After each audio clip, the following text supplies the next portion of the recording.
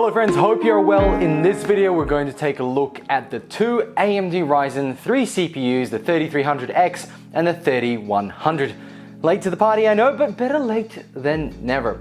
So if you're in the market for a sub $200 CPU, this quick video will hopefully explain to you what the difference is between the two and what kind of performance difference you can expect. And this is all, of course, in Australian dollaroos. I'll also give you some motherboard pairing suggestions at the end of the video for a budget build. Now, realistically speaking, when purchasing a CPU in this price range, every dollar counts. So let's have a look at a couple of benchmarks that I ran with the two using the Aorus X5700 motherboard. And to add to this, this would not be the platform you would be using this on for a budget build, but it should give you a view of the best case scenario. Now, in my testing, I went through AIDA64 burn-in test, Cinebench, Geekbench, specifically only testing the CPU using the latest Windows 10 development build. Now, that might sound weird, but it was not a problem at all.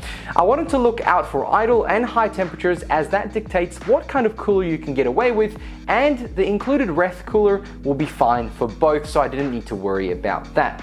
First up, we have the AMD Ryzen 3 3100 3.6 GHz 4-core 8-thread with the current pricing at 160 Australian dollaroos. Now, the AIDA64 really pushed the 4 cores, leading to a max temperature of 65 from an idle of 23. I used hardware monitor to capture the temperatures, as I found the other one, AIDA64's temperature guide, a little bit odd.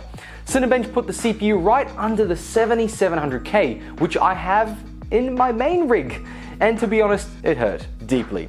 A $160 CPU is clawing at my $500 at the time of purchase Intel CPU. This means that my second-hand Intel CPU is technically only worth around 100 to 150 on Gumtree.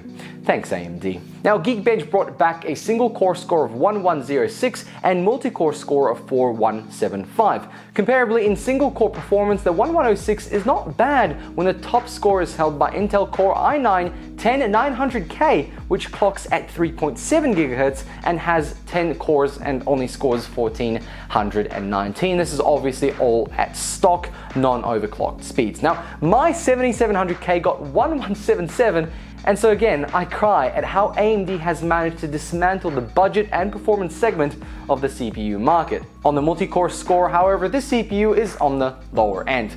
So is my i7 7700K, which scored 4820, and Intel's highest CPU is at 24,038. And now, the AMD Ryzen 3 3300X 3.8 GHz 4-core 8 threads with current pricing at 195 Australian dollaroos. The burn-in test hit a much higher temperature in this one at 80 degrees Celsius. Somehow AIDA64 really made it warm. An unknown reason, but I wouldn't really worry about the temperatures because the actual cooler, the REF, was able to take care of them. If you get to 100, that's when you have to worry. Cinebench tells the story I was happy to hear. The 33X is faster than a 7700K, and Geekbench says the same with 1256 single core performance and 4498 in multi-core. Basically, the 3300X is faster than the 7700K in basically everything and costs half the price of what it was when the 7700 came out. You see, with the new XT lineup of CPUs, AMD has cornered the budget and mid-range market. I'm really hoping to get a look at those CPUs too in the coming months. Now, overall, across my tests and from my napkin math, the 3300X is around 14% faster than the 3100. With core and thread counts the same, you'll be paying $35, or rather 21% more.